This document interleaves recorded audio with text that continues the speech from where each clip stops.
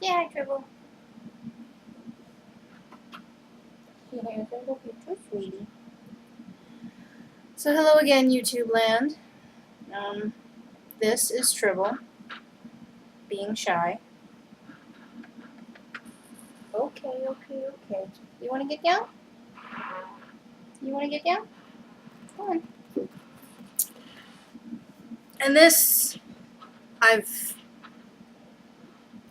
come to realize, is my 100th vlog posting.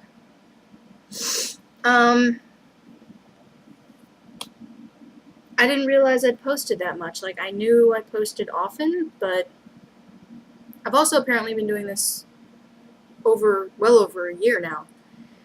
So that might account for some of that bulk.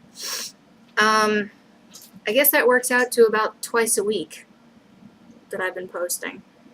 I'm not sure if that's good or bad.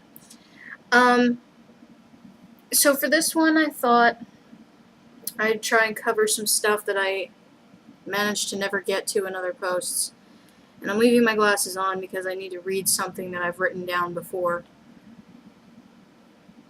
Over the weekend, I was thinking about the fact that this would be the 100th posting, and I thought, well, you know, I should really touch on some truisms, if only personal truisms, you know, not things that are universal. I mean, a couple of these I think are pretty universal, but whatever. So let me see, what funny things have I written down?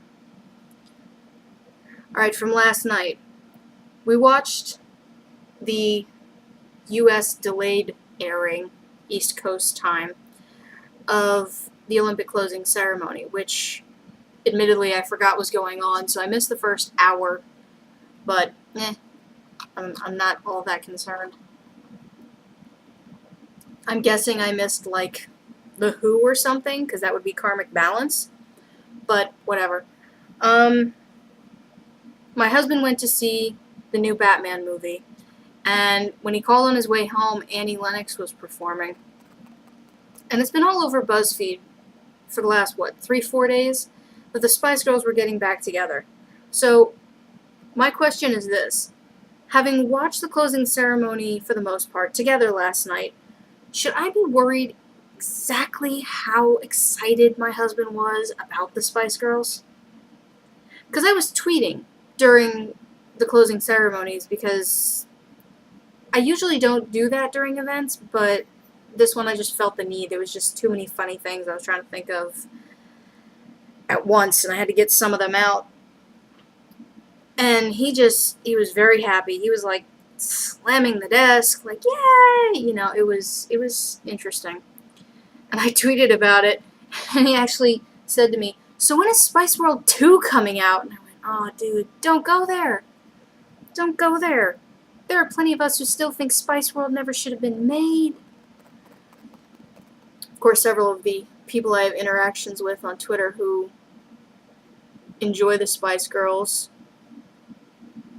were encouraged by his sentiment and agreed with him, which just kind of worries me even more. Another thing, also inspired by my husband. One thing people tend to forget is that no one on earth will ever be as enthusiastic about a special event that you're planning as you will be. Okay? So if you're planning a get-together, a special family whatever, a huge party with friends, it doesn't matter. The more enthusiastic about your event you act, the less likely it is people will show up. And I know that sounds harsh, and it sounds weird, and it sounds rude, but you know what? Experience has taught me that's true. It really has, because we tried to have a housewarming party when we moved in here, and I was enthusiastic about making sure that people, you know, knew when it would be and when to get here, and, you know, whether or not they should bring anything, and nobody came. And I don't mean nobody like, oh, well, you know, only 3 or 4 really good friends. I mean nobody had the decency to show up, and only a couple had the chutzpah to say why they didn't show up. What else? Okay. I was also on social media a few days ago, and people were talking about, I forget what it was, but it was a very strong beauty theme, about so-and-so is attractive, or it was one particular celebrity they were talking about, and I can't remember who, because I didn't give a shit then. I certainly don't care now, but here's a general truism, I think. They say beauty is only skin deep. That's bullshit. Beauty, in its pure form, lives in the soul. Lust, however, lives in the eyes of the person beholding your skin. So think about that for a minute, okay?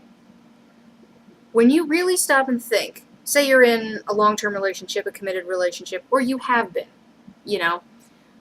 what is it about that person that genuinely attracted you? Because I'm willing to bet their appearance isn't in the top 5. Because 9 times out of 10, in my experience, people start listing the things they appreciate about their partner in this order: their intelligence, their sense of humor, their creativity and or passion and or artistic pursuits, followed by something specific to that person, a quirk, followed by something specific to that person that is actually a pet peeve, but a pet peeve of endearment. They always squeeze the toothpaste from the middle. I prefer it be squeezed from the end. One of those little foible things about the other person that you just kind of let go of because there's so many already stacked on the pro side of the list that you just kind of go, well, nobody's perfect. Because if you have any sense of appreciation, you don't look at them and go, my God, they look amazing, and stop. Because that just, no relationship, platonic, romantic, or otherwise, will work if the only reason you spend time with them is how they look. It just won't.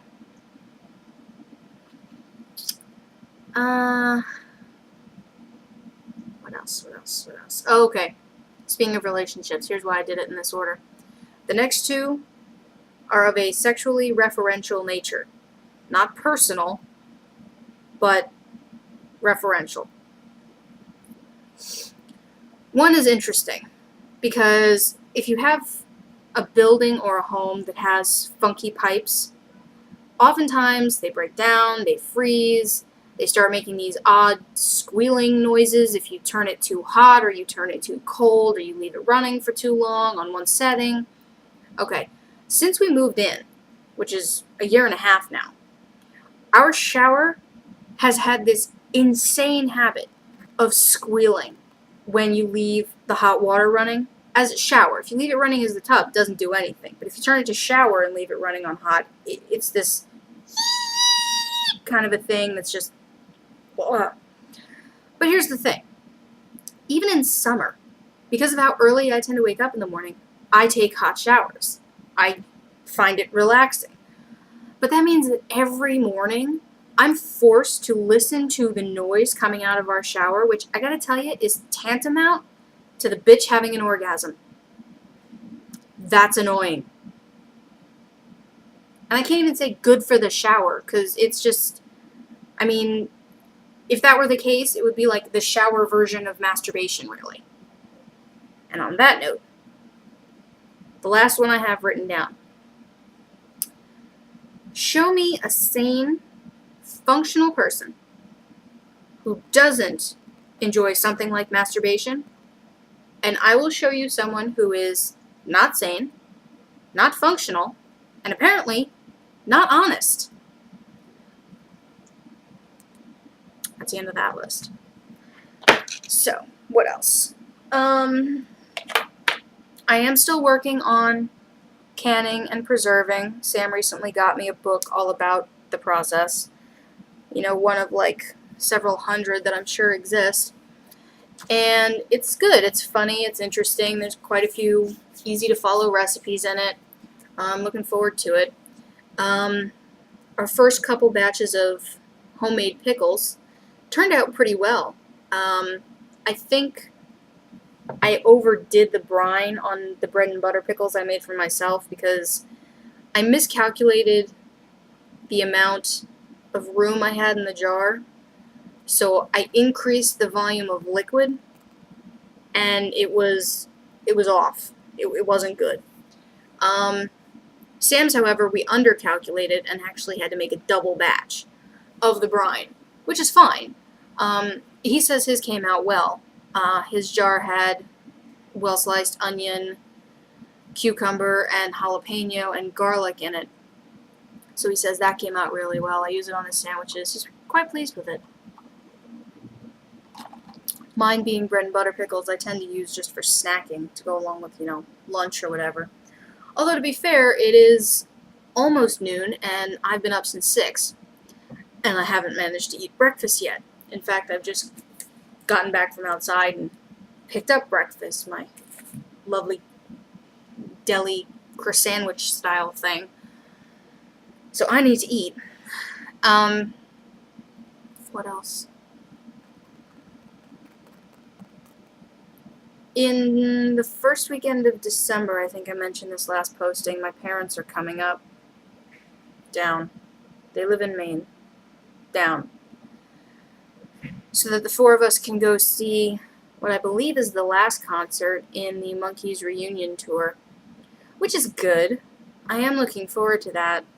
I didn't think my mom would come because she has a pretty tight work schedule, and I wasn't surprised that my dad was going to go to one of the shows. I mean, even if he has to miss a day or so of work to go out of state for a concert, if it's a really good concert, something he really wants to see, he will do it. My dad's a workaholic, but even he has his limits, and music is one of them. He does usually try to fit it into his schedule whenever possible, but, he doesn't plan tour dates, so. I wasn't positive Sam would want to come with us, but it turns out he did enough. So, my parents are going to crash here for 2 nights. And Dad said, well, I'll trade off with you. I'll pay for your tickets because I'm getting cheap seats anyway.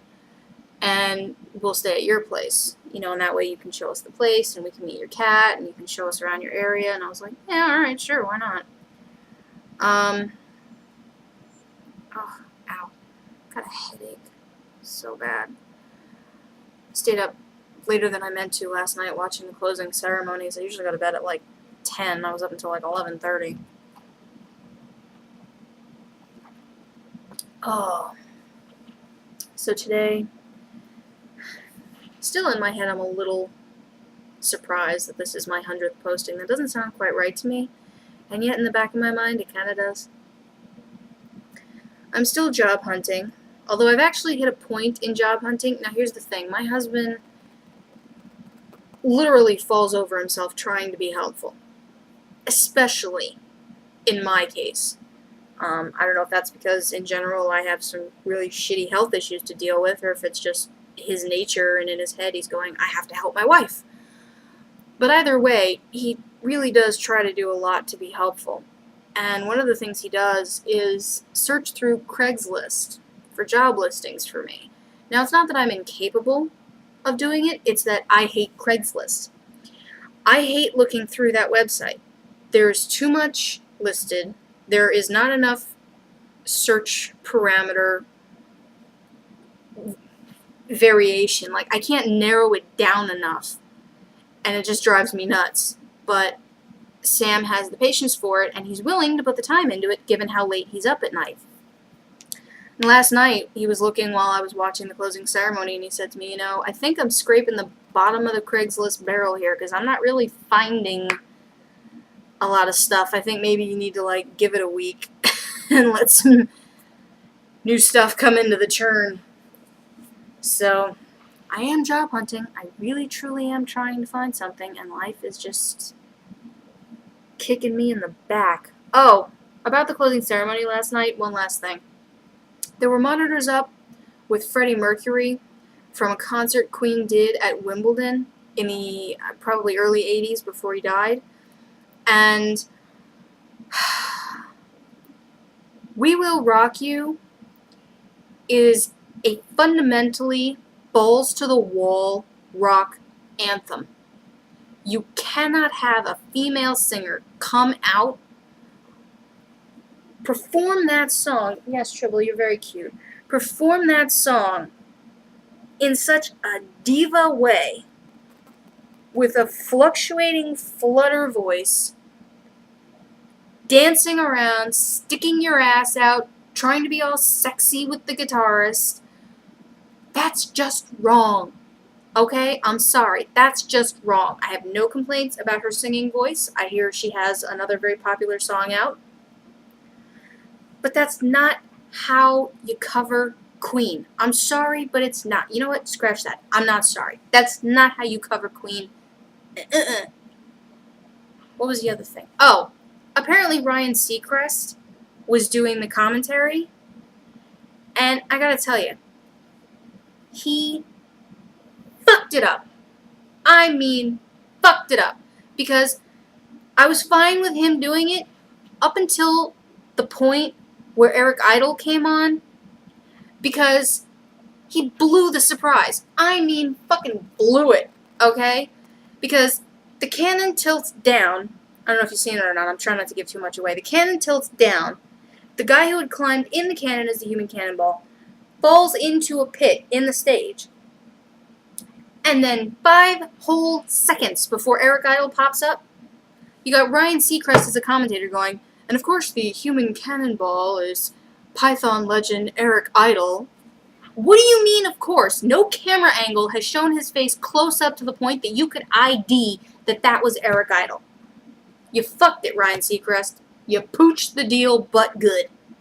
You know, I was never a fan of his to begin with, and he just made me less of a fan by doing that last night. He really did. But on that note, Eric Idle, still a comedy genius and a god. The Bollywood dancers, oh dear lord. I lost it. Okay, well, I have gone well over the time I usually take. I apologize. Being that this is my 100th posting, it won't be a routine thing. And I will see you next time.